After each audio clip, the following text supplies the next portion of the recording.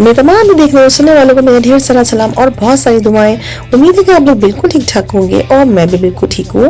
और चलिए जी किचन में चलते हैं और मैं आपके साथ शेयर करने लगी हूँ आज शामी कबाब की रेसिपी। मैं बना रही हूँ शामी कबाब बीफ के। तो मैं आपको बताती हूँ कि मुझे क्या क्या चीज़ें चाहिए इसके लिए। मुझे चाहिए 2 प्याज दरमियानी साइज की, ये है बड़ा टुकड़ा अदरक का, ये है 10 से 12 जवे लहसुन के, ये है 2 चमचे जीरे के भर के लिए मैंने 3 चमचे जो है वो साबुत धनिया है और 3 चमचे ही जो है वो गोल मिर्च है लाल।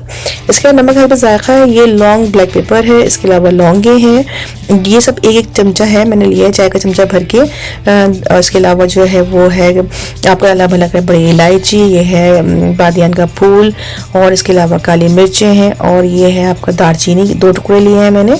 तो बस ये सारा सामान जो है वो जाएगा हमारे बीफ के शामी कबाब के अंदर। अच्छा जी, मैंने जो लिया है कीमा वो लिया है 2 किलो और दाल लिया मैंने आधा किलो। तो जनाब अली बस दाल को मैंने जो था वो 4-5 घंटे के लिए भिगो दिया था और भीगने के बाद ये अच्छी तरीके से इसको मैंने धो लिया है। तो मैंने क्या करना है, सबसे पहले मैं जो हूँ दाल को जो है वो अलग से पकाती हूँ क्योंकि मेरे अक्सर एक्सपीरियंस बहुत ख़राब रहा है इस मामले में कि मेरी दाल ज़्यादा गल जाती है, कभी दाल कच्ची रह जाती है। तो मैं दाल को अलग से बॉईल करती हूँ और मैं आपको बताती हूँ कि मैं क्या करती हूँ। पहले मैंने क्या किया, अपनी पतीली के अंदर पॉट के अंदर जो है वो सारी चीज़ें ले ली, कीमे के साथ सब चीज़ डाल दें। घी का इस्तेमाल आप नहीं करेंगे, तेल का इस्तेमाल नहीं करेंगे, बस आपने सारा मसाला इस कच्चे कीमे के अंदर डाल देना है और इसको पका लेना है। ढकना आपने नहीं लगाना, ढकना खोल के पकाना है। और जनाब अली मैंने क्या करती हूँ, मैं दाल में जो है वो बाद में बॉईल करती हूँ जब मैं देखती हूँ कि कीमे के अंदर काफ़ी पानी रह गया है। अगर पानी खुश्क नहीं होता तो मैं क्या करती हूँ कि सारा कीमा जो है जो पकने के बाद निकाल लेती हूँ और जिसका पानी बचता है उसी के अंदर मैं दाल को बॉईल करती हूँ। अगर बच जाता है तो मतलब मैं सादा पानी में दाल को बॉईल कर देती हूँ जितनी मुझे बॉईल चाहिए होती है। तो जनाब अली बस सब सामान इसके अंदर डाल दिया है और इसको हमें पकाना है दरमियानी आंच में। बहुत कम आंच नहीं रखनी ना बहुत तेज रखनी है, दरमियानी आंच में आप इसको पकाएंगे यहाँ तक कि ये खुश्क हो जाए और जनाब अली गल जाए। तो बस आपने फिर अपना नेक्स्ट स्टेप करना है। तो देखिए अच्छी तरह से मिला लीजिए और जनाब अली इसको अच्छा जना अगर आपको ज़्यादा मसाले पसंद है, आप चटपटे किस्म के कबाब खाना चाहते हैं, मसाला ज़्यादा खाना चाहते हैं, तो आप इसके अंदर पिसी हुई मिर्चें, पिसा हुआ गरम मसाला, पिसा हुआ धनिया, पिसा हुआ जीरा भी ऐड कर सकते हैं अपने टेस्ट के हिसाब से। मैं इसी तरह बनाती हूँ क्योंकि मैं इसके अंदर आखिर में जब मैं इसको पीसूँगी तो इसके अंदर हरी मिर्ची डालूंगी, मैं इसके अंदर धनिया पुदीना डालूंगी तो मेरा टेस्ट जो है वो सही आ जाता है मिर्चों के लिए। लेकिन अगर आप ज़्यादा मिर्चें खाते हैं या ज़्यादा मसाले वाले पसंद है तो आपने क्या करना है कि आपने पिसी हुई चीज़ें भी शामिल कर देनी है।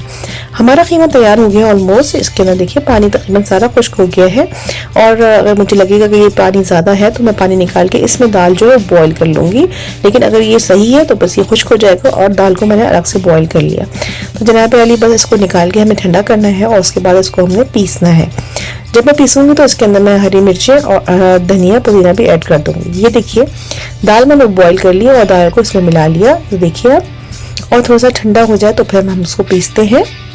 ये देखिए पीसने के बाद इसके शक्ल कुछ इस तरह से है। तो इसके अंदर 2 अंडे की जर्दी मैंने डाल ली है और सफ़ेदी जो है मैं जब मैं इसको तलूंगी तब मैं इसमें डिप करके तलूंगी। तो सफ़ेदी मैंने अलग कर दी, जर्दी मैंने इसके अंदर डाल दी। मुझे डर लगता है जर्दी डालने से ऐसा होता है कि बहुत ज़्यादा पतला ना हो जाए मेरा जो है वो मसाला, तो मैं डरते डरते डालती हूँ। ये है प्याज कटी हुई, हमने सब में नहीं डाला प्याज को, मैंने बाकी जो है जो मुझे इस वक्त खाने हैं उसी में मैंने प्याज मिलाई है क्योंकि मुझे जो फ्रीज़ करना है उसमें मैं प्याज नहीं डालती क्योंकि प्याज जो है वो पानी भी छोड़ती है और ख़राब भी हो जाते जल्दी। तो मैं जो हूँ वो जो इसी वक्त पकने होते हैं तलने होते हैं उसमें तो प्याज डालती हूँ, लेकिन बाकी में मैंने प्याज नहीं डाली जो मैंने फ्रीज करके रख दी। तो बस जो जनाब इसके अंदर मैंने प्याज भी डाल दी। ये हमारा अंडे सफ़ेदी है जिसको हमने फेंट लिया अच्छी तरीके से। और अब हमने क्या करना है, हमने बनानी है टिकिया, ये हमने कबाब बनाने। तो उसका एक आसान तरीका ये है कि मैंने ले लिया एक ढकना, आप अपनी मर्जी से बड़ी बोतल का ढकना, ये छोटी बोतल का ढकना जो आप शेप चाहते हैं जितना बड़ा छोटा उस हिसाब से एक अच्छा सा ढकना ले लीजिए आप। और उसके ऊपर मैंने ये श्रिंक रैप पेपर जो है वो चढ़ा लिया है कुछ इस तरीके से। ये देखिए इसके बाद आपने क्या करना है, आपने क्या करना है एक और टुकड़ा लेना है, कोई प्लास्टिक ले लीजिए, कोई पॉलीथिन बैग ले लीजिए या शीलिंग पेपर ले लीजिए। तो इस तरह से एक बड़ा पेपर ले लिया ताकि जिससे आप इसको उठा सकें, बाहर खींच सकें। तो जनाब अली एक थोड़ा सा आपने लिया मटेरियल, अपना मसाला लिया और इसके अंदर डाला और ये देखिए इसको दबा दिया चारों तरफ से अच्छी तरीके से। और ये देखिए इसको इस तरह खींचेंगे तो ये आराम से निकल आएगा। अब इसका बाकी आप शेप दे दीजिए अच्छी तरीके से। ये देखिए इससे ये होता है कि बराबर के कबाब बनते हैं और आपका एक बहुत अच्छा सा शेप भी आ जाता है। और देखिए सफ़ेदी के अंदर मैंने इसको डिप कर दिया और एक साइड पे रख दिया। एक और मैं आपको लगा कर दिखाती हूँ, देखिए अगर ज़्यादा आपको लगे तो ऊपर से निकाल दीजिए, कम कर दीजिए। ये देखिए और बस जनाब अली दबा दें अच्छी तरीके से, तो मेहनत करना कम पड़ेगी। मुझे ये तरीका बहुत आसान लगता है तो मैंने सोचा आपके साथ भी शेयर करूं कि ये बहुत अच्छा सा तरीका है। अगर आप चाहते हैं ढकना आपके पास मुख्तलिफ है तो आप मुख्तलिफ ले लीजिए, छोटे बड़े आपकी मर्जी है। आप बस इसको अंदर डिप कर दें सफ़ेदी के अंदर और साइड पर रखते जाइए।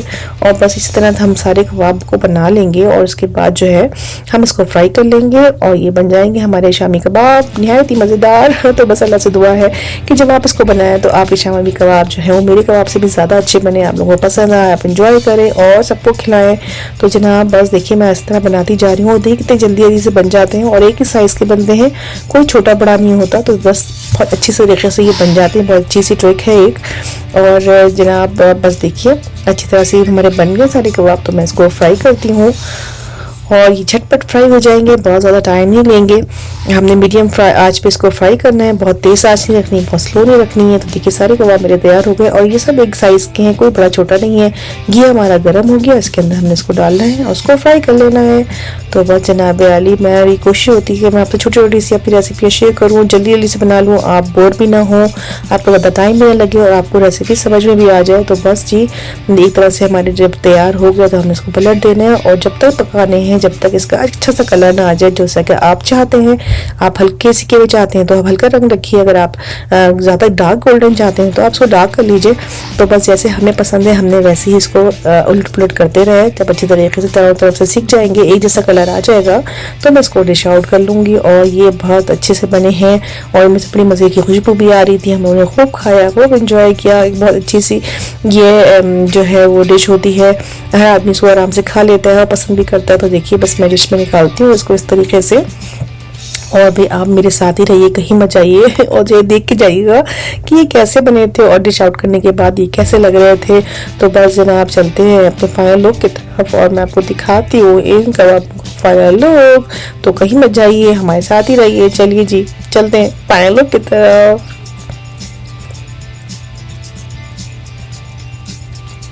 Ten ten